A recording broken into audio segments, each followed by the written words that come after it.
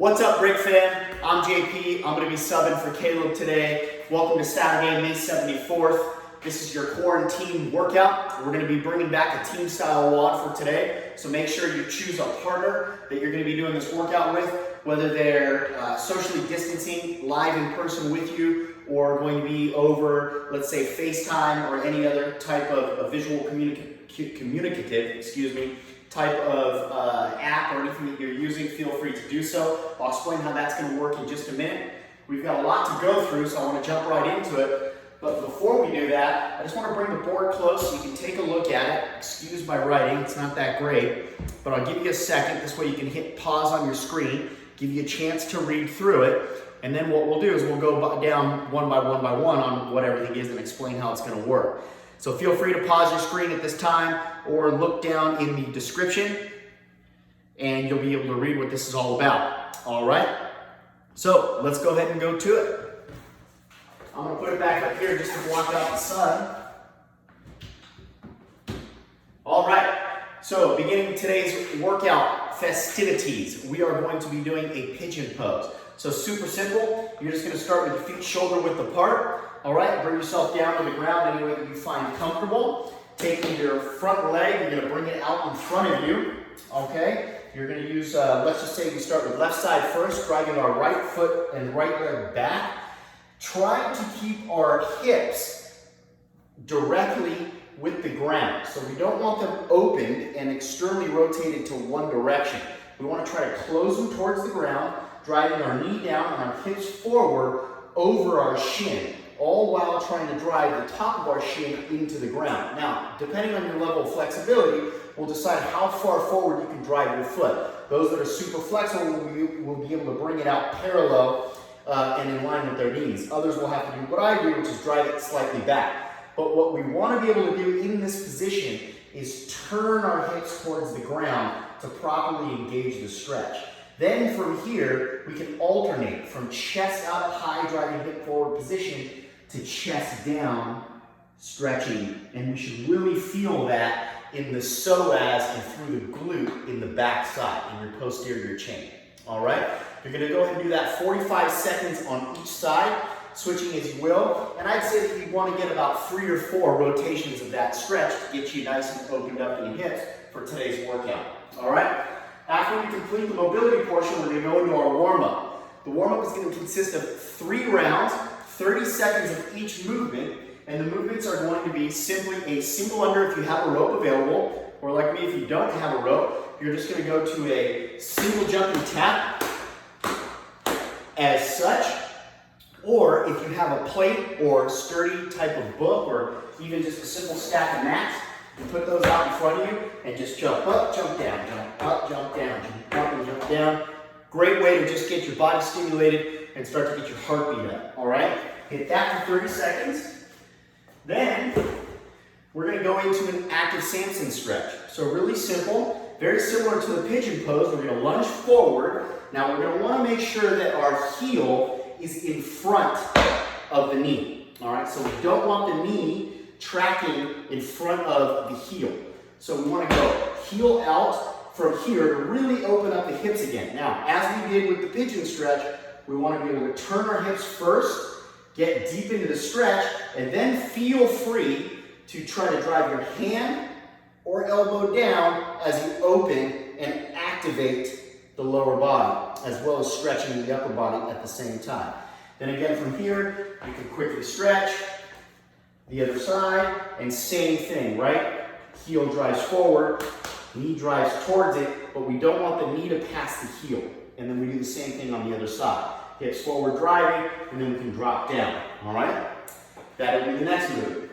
After that, we're gonna do a push-up to a downward dog. All right, so from here, drop down your knees, hands in front of you, shoulder width apart. I like to use my thumbs as measuring tools. So from here, what I mean by that is as I drop down into my push-up, I like my thumbs to be able to touch my armpits. And watch what I do with my elbows. I drive them inward. This way it gives me a nice directional line straight up. If you need to, you can go ahead and scale by going to your knees. Chest always touches the deck, full extension at the top, and then from here, we drive back into our downward dog. All right? And if you want to get a little extra stretching here on your scapulas and your lats, you can turn your fingers out and try to drive your head through and tuck your chin to your chest. Then you go back, do your push-up, push straight up, drive back into downward dog, chin to chest, so on and so forth. Then after that, we're going to do one of my favorite warm-up movements, which is a slow air squat. You can feel free to use a chair, stack of books, anything you want to create a guide for your butt. And from here, we're going to go feet shoulder width apart, feet shoulder width apart. Hands out in front of you for balance. As we go down, we track the knees out towards the toes, and we drop butt below hips, or as we say, below 90. Knees tracking outward, toes slightly towards the outside, hands out for balance. Now from here, as you stand up, feel free to drive your hands back, hips forward, getting full extension in the midline, clenching your butt cheeks at the top, just to make sure you're getting the most maximal amount you can out of the movement, and then you're going to drive yourself slowly deep back down into the squat. Now, as we know, if you have issues going completely into the squat, where you get up onto your toes or have trouble in your knees, go ahead and stick a plate or any type of wedge that you need to under your heels. That'll give you the assistance needed to cheat the movement and to get deep into this stretch. All right? Now, once you've completed 3 rounds of that, get yourself ready because we're going into the team walk. Now, the way this is going to work is it's a rep scheme of 50, 40, 30, 20, and 10. Now, if I have a partner, let's say, and I'm doing this as a team style, I'll be A, partner is B. If I start on the 50 reps, my partner is going to do the 40, I do 30, partner does 20, I do 10. Now we flip, partner starts at 50. This way you're going to get a chance each round to flip-flop the movements. While my partner goes, I rest. Now, if I start on double unders, I must complete the 50 double unders before I can move on to before my partner can begin the 40 air squats. All right? So if I start on a movement, my partner cannot cut in and finish the movement. My partner has to begin the next movement only when I am done with the set amount of reps. All right? So if you're doing it individually, the only thing you're going to change is instead of a 30-minute AMRAP, you're going to do an 18-minute individual AMRAP. All right? Everything else is going to stay the same. So let's go ahead and walk through the movements. The first movement is going to be a double under. Again, if like me, you don't have a jump rope, what you're going to do is you're going to do 75 single unders, or you're going to do 50 jump double taps. And as we did in the warm-up, you can put your stabilizer that you use as a guide, jump up, jump down, jump up, jump down. All right? And you'll do that 50 times. Go ahead and get that out of the way so I can show you the rest of the movements.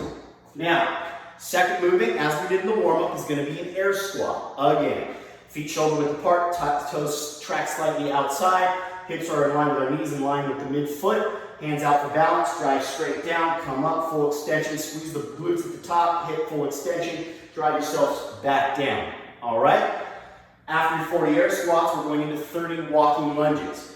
It's very similar to the Samson stretch, just without the upper body opening. You're just going to drive forward and step forward. I'm out of camera, so I'll come backwards, and again, back knee lightly kisses the floor, stand up at a complete extension, and then pass through to the other side.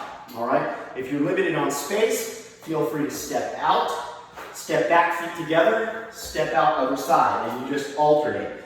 The key to that, though, is that when you come back, you want to make sure that you reset into position 0 so that you get the most out of the movement. All right?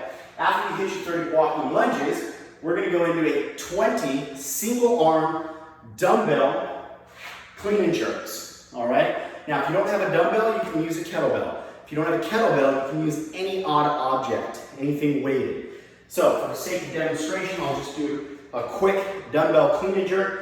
Again, what we want to do is we want to get in a good posture. We'll lift up into the hang position. Now, when I do a dumbbell clean and jerk, I like to put it in the middle of my body. All right? I find it a little bit clumsy on the outside as I do single. This gives me better balance, and from here I like to pull, clean, and press. Back down. And again, from the center. And now as you pull, gentlemen, especially for us, make sure that you get a light swing outward, all right? Otherwise, you're going to ring the Liberty Bell. So from here, you're going to drive up into a nice clean and a quarter squat position. Stand up and then jerk the movement. And again, depending on the weight you have, you might do it in a singular motion where you just clean and press. And again, clean and press. From here, big pull. I like to think of it as a jumping reverse bicep curl into a full press. Bicep touches the ear, in line with the elbow, in line with the wrist, full extension at the top. All right? If you have a kettlebell, very, very similar. From the center, you're gonna pull, slight swing so you don't ring the bell. Slight swing, high pull, and catch into your kettlebell racked position. All right, elbows in nice and tight, bells resting on the exterior side of your shoulder. And then press straight up, all in line, bicep touches ear, in line with elbow, in line with wrist, down. And from here, you can give it a little bit of a swing to catch, to press. Back down. A little bit of a swing to catch, to press. For those that are a little more advanced with the kettlebell, you can do it from a swing from the top. Drop, clean, press. Watch how I drop from the top. Swing, clean, press. All right? We'll put that down. Now, if you're doing this live with me in just a little bit, we'll go ahead and actually explain the movements a little bit more, and I'll be able to take questions in the comment area. All right? And for our final movement, now just to be clear, on that, you're going to do 5 right, 5 left, 5 right, 5 left, which will get you your 20. So I do 5 on one side, 5 on the other, until we get to 20. Our final movement is going to be strict toes to bar. If you don't have a safe structure to hang from to do toes to bar, then very simply use one of your weighted objects, which I can demonstrate, and you can do them while on the ground. So from here, I can lay down, extension, grab the weighted object, and then depending on my flexibility, where my back is at, and how my core is, I go from straight leg all the way up, and I can actually try to touch the object behind me and come down and go up. Again, and down.